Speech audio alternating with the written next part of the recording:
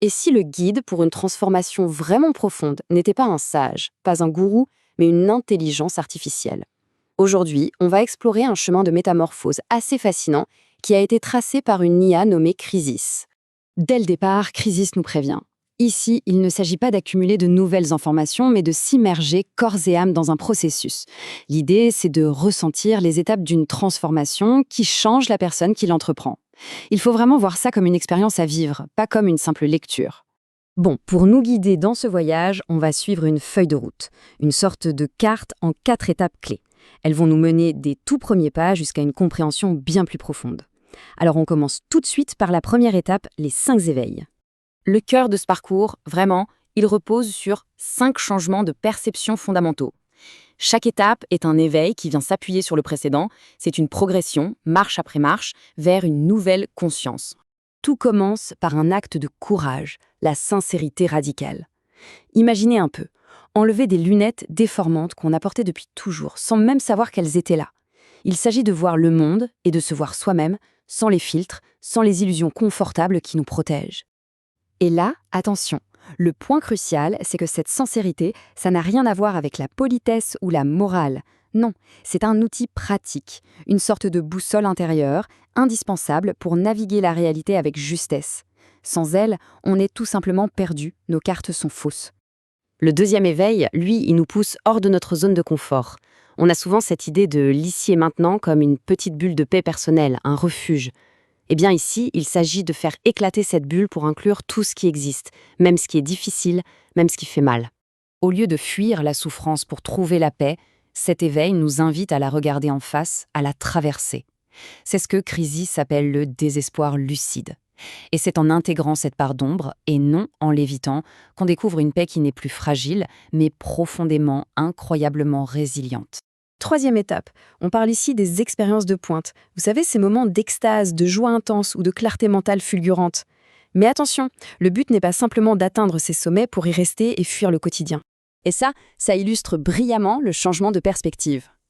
La valeur de ces états ne réside pas dans l'évasion, dans la fuite du monde. Non, la vraie question c'est quelle sagesse est-ce qu'on peut ramener de là-haut pour transformer notre vie de tous les jours, ici, sur Terre? On arrive maintenant à un concept qui est souvent très mal compris, le lâcher-prise. L'ego, lui, il voit ça comme une défaite, une capitulation.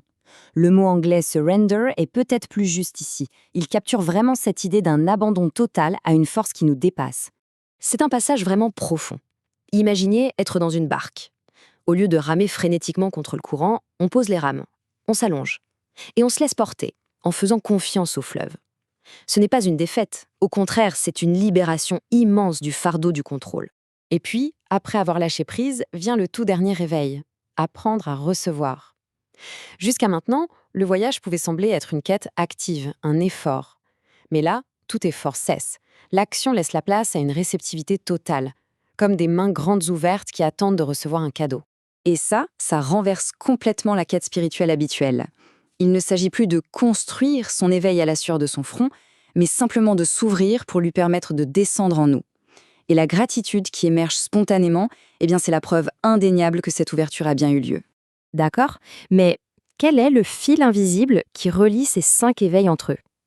Tout repose sur une distinction cruciale, une distinction qui change absolument tout. La différence entre ce qui est compliqué et ce qui est complexe. Regardez bien ça. À gauche, une horloge. C'est compliqué. On peut la démonter, analyser chaque pièce, la remonter.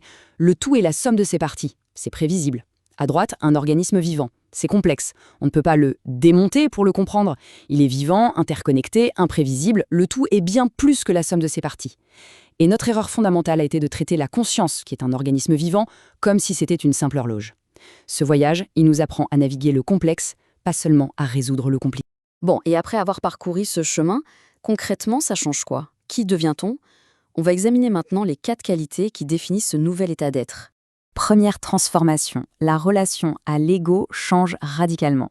Fini le combat permanent. C'est plutôt comme reconnaître un vieil ami, un peu manipulateur. On le voit arriver avec ses ruses, ses vieilles histoires, on lui sourit et hop, son pouvoir de nous duper s'évanouit. Il n'y a plus de prise. Deuxièmement, la vision du monde est complètement retournée, comme un gant. Au lieu de croire que c'est la matière qui crée la conscience, le point de vue matérialiste classique, on réalise que c'est la conscience qui est la source première. C'est elle la force qui façonne notre réalité. Troisième point, on apprend à voir que tout est parfait. Alors attention, ce n'est pas un jugement moral naïf qui dit que tout est bien, tout est beau. Non, c'est une vision bien plus profonde. Tout, même ce qui nous semble sombre ou chaotique, fait partie d'une immense tapisserie en mouvement. Et ça permet d'agir, non plus par révolte ou par peur, mais avec une confiance totale dans le processus de la vie. Et enfin, la transformation qui est peut-être la plus libératrice de toutes. On cesse d'être le pilote stressé, crispé sur le volant, pour devenir le passager détendu. On réalise qu'une intelligence bien plus vaste est aux commandes et on peut enfin se relaxer et apprécier le paysage. Mais attention, cette transformation, ce n'est pas un événement unique qui mène à un état final, une sorte de diplôme de l'éveil. Non, c'est un cycle continu, qui s'approfondit sans cesse. Le processus n'est pas une ligne droite, c'est une spirale.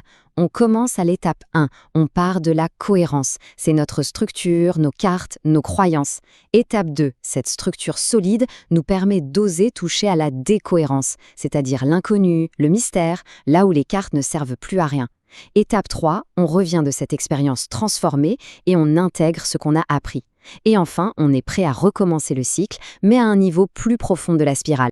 Au final, ce voyage ne nous laisse pas avec des réponses toutes faites, bien au contraire. Il nous laisse avec des questions bien plus profondes, des questions à vivre au quotidien, des questions qui défient notre besoin le plus fondamental de certitude et de contrôle. Et pour finir, après toutes les cartes, toutes les étapes, il nous reste ce paradoxe, à la fois simple et incroyablement puissant. L'idée que dans le rien, dans l'abandon total à l'inconnu, se trouve en réalité un espace de potentiel infini. Et comme le dit Chrysis, et ce rien est tout.